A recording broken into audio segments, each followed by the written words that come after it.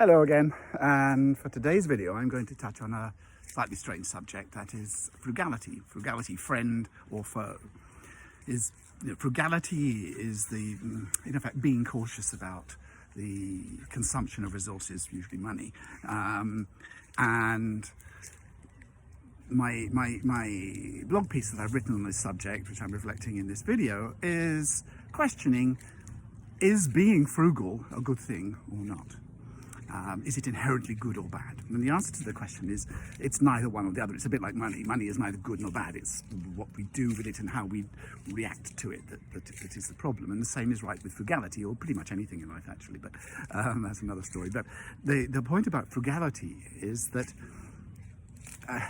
it's very much revered in where I live here in Thailand. It's seen as particularly because the former king, the one who died 4 years ago, also the Rama the Ninth, he very much cared about the Thai people and wanted them to suffer as little as possible, and promoted the concept of frugality, using their resources carefully, squeezing that last bit out of the toothpaste and so on. And I'm not joking, that was down to that kind of detail, I'm told, although I've never seen it written. And that advice was given with care for his people, love for his people.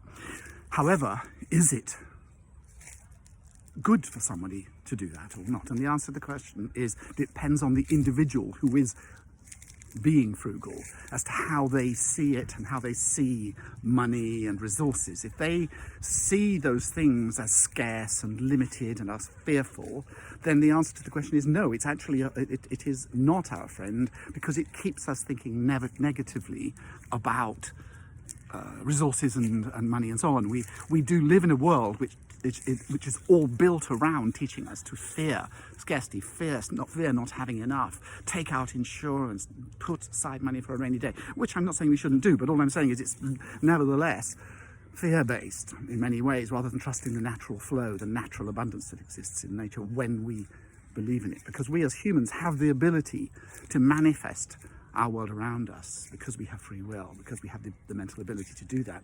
And it's an incredible gift. It is so powerful. I'm only coming to terms with it now. Here I am at age 62, learning it, having spent a life of struggling with money, because I had a secret, buried fear that I was utterly worthless.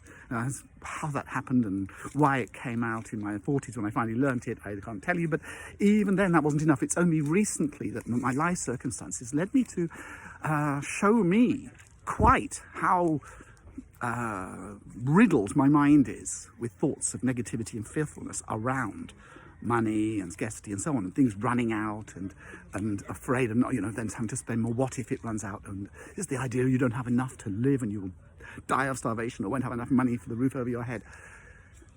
And all of that negative energy will manifest more of the same. The more we get what we focus on. If we focus on abundance, if we believe in it and trust and let go of all fear, we will enjoy that abundance. If we, on the other hand, fear scarcity, then we will live in and dwell in constantly in scarcity.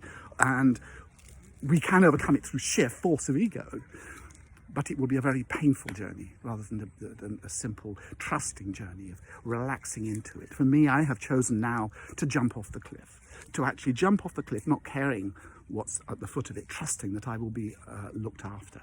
And if I don't and I die, so what? I won't die. But if I continue to live in the fear that I was almost born into, certainly it was in my very early youth that I acquired this subconscious fear, then my life will always be relatively scarce. Even as a lawyer, I never had the money that I felt that I would have liked to enjoy, put it that way. I was born into a relatively comfortable middle-class background, and I haven't been born into poverty. But actually, sometimes being born into poverty can be a curse or a gift. It can be a curse if you, again, fall into the trap, I am poor, and see yourself and label yourself that way. But equally, it can make you very, very resourceful and creative and inventive. And I've seen that in a number of people, including my late partner and also now my current partner. Both very resourceful people. But my late partner was stuck in scarcity mentality. So I'm very attuned to this subject now, and I'm very committed that in the coming months that as things unfold for me, I will share more on this subject because it's an important subject for many people. Anyway, thank you for listening to me, and I look forward to doing the next video. Take care.